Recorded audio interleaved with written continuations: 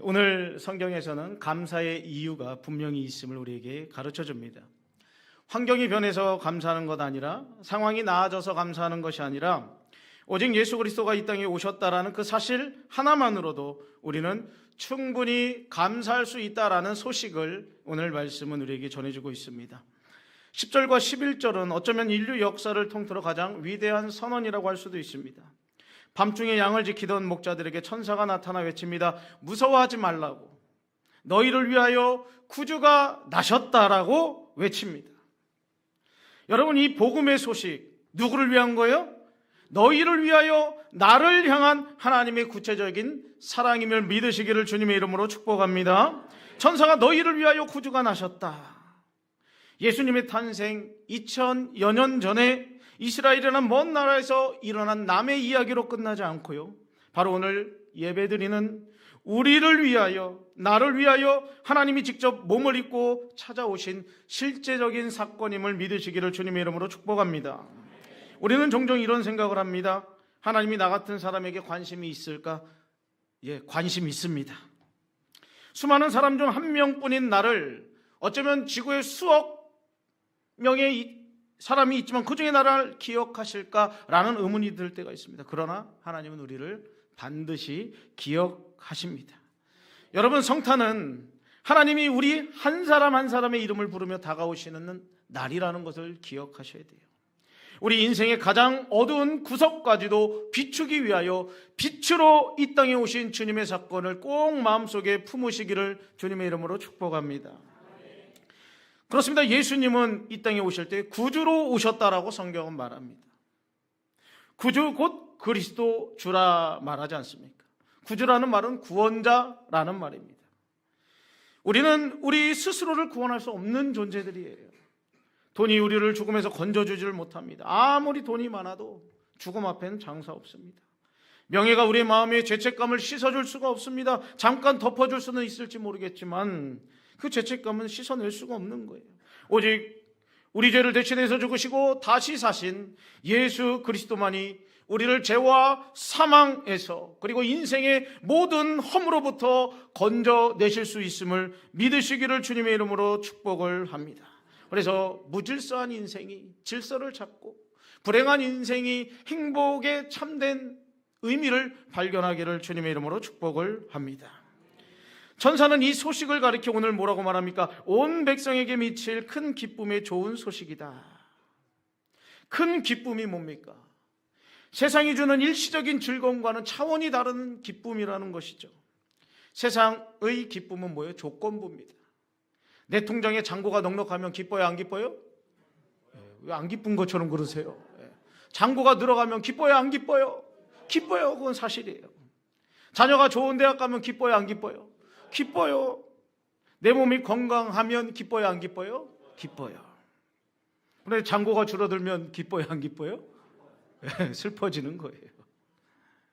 내 몸이 건강하다가 건강을 잃게 되면 힘든 거예요. 하지만 오늘 예수님이 이 땅에 오신 소식은, 복음이 주는 기쁨은 다르다는 겁니다. 상황이 나아지지 않아도, 내 연봉이 오르지 않아도 여전히 몸은 연약하여 누워있는 상황이라도 예수님이 이 땅에 오신 기쁨을 소유하면 기쁠 수 있다라는 거예요. 왜요? 하나님이 나와 함께 하시는 임마누엘의 약속이기 때문입니다. 여러분, 복음, 좋은 소식이 무엇입니까? 나에게 자격이 없는데도 불구하고 엄청난 선물을 받았다라는, 최고의 선물인 예수 그리스도를 받았다라는 것이 복음이고 기쁜 소식 아닙니까? 우리는 죄인이었으나 하나님은 우리를 포기하지 않으셨습니다. 우리를 심판하던 대신 자신의 아들을 내어주셨단 말입니다. 이것이 성탄의 신비요, 우리가 평생을 두고 감사해야 할 이유인 줄 믿으시기를 주님의 이름으로 축복을 합니다.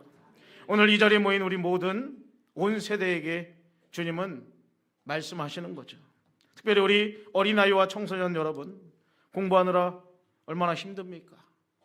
표정 보니까 공부 많이 하는 친구들이 별로 없는 것 같아요. 공부하느라, 때로는 성적 때문에 아니면 친구들의 관계 때문에 마음이 무거울 때가 있어요. 우리 청년들과 우리 부모님 세대들, 직장 생활과 가계부 정리, 또 가계 걱정, 또 자녀 양육하며 감사를 잃어버릴 만한 이유가 얼마나 많이 있습니까? 실적의 압박과 경쟁 속에서 나는 잘하고 있는 걸까라는 불안함이 엄습할 때도 있지는 않습니까? 또 인생의 황혼기를 지나는 우리 어르신들, 지나온 세월을 돌아보면 참으로 굽이굽이 하나님의 은혜가 아닌 것이 없었다라는 고백이 절로 나오죠. 몸은 예전 같지가 않고 마음은 점점 외로워지고 쓸쓸해질 때도 있는 것이 사실입니다. 하지만 우리는 기억해야 됩니다. 예수님은 공부 잘해서 좋은 성과를 내서 많은 일을 하고 있기 때문에, 육신이 건강하고 젊기 때문에 사랑하는 것이 아니라는 거예요. 여러분 그 자체로 너무나도 소중하기 때문에 예수님은 이 땅에 아기 예수로 오셨다라는 사실을 꼭 믿으시기를 주님의 이름으로 부탁을 드립니다. 세상은 무언가를 잘해야, 무언가가 좀 높은 성과를 내야 박수받고 칭찬받고 존귀함 받을지 모르겠지만, 예수님은 그렇다고 그렇게 말하지 않습니다. 예수님은 그냥 나는 너를 사랑한다고, 그래서 내가 너에게 내 전부를 내어준다라고 우리에게 말씀합니다. 그리고 오늘 주님은 우리에게 주시는 말씀이 뭡니까? 무서워하지 말라는 거예요. 여러분 25년 여기까지 달려오셨는데 너무나도 수고하셨습니다. 이제 앞으로의 인생도 무서워하지 말고, 주님이 여러분의 수고를 아시고 여러분이 짊어진 짐을 다 아셔요. 얼마나 무겁고 괴로운지 아십니다. 예수님은 바로 그 무거운 짐을 함께 지기 위하여 이 땅에 내려오셨다라는 사실을 꼭 기억하시며 위로받고 새 힘을 얻기를 주님의 이름으로 축복을 드립니다. 말씀을 맺겠습니다. 오늘 우리는 다시 한번 고백할 수 있어야 돼요. 뭘 고백합니까? 모든 것이 주님의 은혜였다라는 고백입니다. 성탄절은 우리가 무엇을 가졌느냐를 확인하는 날이 아니라 하나님께로부터 무엇을 받았는지 확인하는 날이에요. 그게 뭐예요? 최고의 선물이신 예수 그리스도를 받았다라는 사실을 기억하며 기뻐하며 그 은혜를 누리며 살아가는 우리가 되기를 주님의 이름으로 축복합니다. 예수님이 왜 가장 큰 선물입니까? 나를 포기하지 않은 은혜 아니겠습니까? 죄인된 나를 먼저 찾아오신 은혜 아니겠습니까? 나를 위해 십자가를 지신 사랑의 은혜이기 때문에 우리는 예수님이 최고의 선물이 될 수 있는 거예요. 오늘 우리는 가장 행복한 사람이라고 말할 수 있습니다. 환경은 여전히 녹록지 않습니다.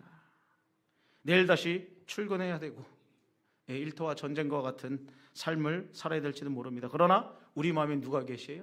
주님이 계시는 거예요. 주님이 계시는 거예요. 주님이 계시기 때문에, 주님이 나와 함께 하시기 때문에 다시 일어나는 거예요. 나 홀로 사는 인생이 아니라 주님과 함께 사는 인생이고, 우리의 인생의 가장 큰 문제를 해결해 주신 그 예수님 때문에 우리가 그 문제가 해결되면 다른 문제는 사실은 별거 아니죠. 이번 성탄 화려한 선물보다는 우리를 위해 말고 위에 놓으신 낮은 곳에 오신 예수님을 바라볼 수 있기를 주님의 이름으로 축복합니다. 주님이 낮아지신 덕분에 우리가 높아졌어요. 주님이 가난해지심으로 말미암아 우리가 부유해질 수 있었던 거예요. 이 놀라운 은혜 앞에 주님 모든 것이 은혜입니다, 감사합니다라는 고백으로 넘쳐나고, 그 고백 가지고 성탄의 기쁨을 나누는 우리 모든 시온성 백성 되시기를 주님의 이름으로 축복합니다.